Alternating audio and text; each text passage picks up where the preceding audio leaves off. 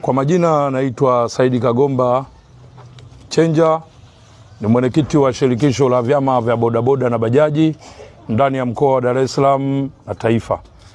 Leo tuko hapa siku ya Ijumaa kuweza kumkabidhi huyu kijana wetu Bwana George kutokana na maafa yale aliyopata ya kuweza kupata jeraha ya kiungo chake cha mguu.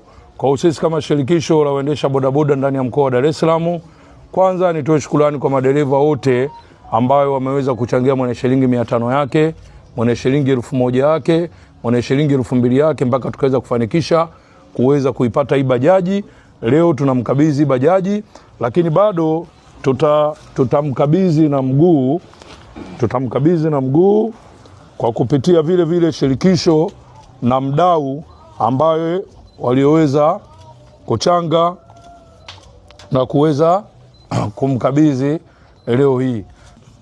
Kwa majina naitwa George Colonel Chipeta,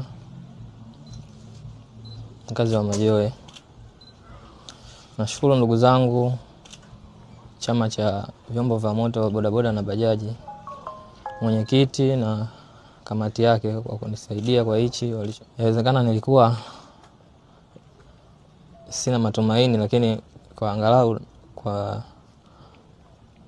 kwa umoja wenu na upendo wenu nakuwa na matumaini kwa moyo wenu na kwa vitu ambavyo mmenifanyia vya kunifanya na mimi nionekane nina thamani inawezekana katika jamii na katika taifa. Kwa mtu yote ambaye ameguswa na hili swala anaweza support kwa namba 0765083808. Majina ni George Colonel Chipeta. Naitwa Margaret Vitus Chuma. Nashukuru kwa upendo wenu mlioonyesha kwa mtoto wangu. Naona na yeye sasa hivi atajisikia faraja, maana muda mwingi huwa anakaa anajikuta kama yani anakosa amani kabisa.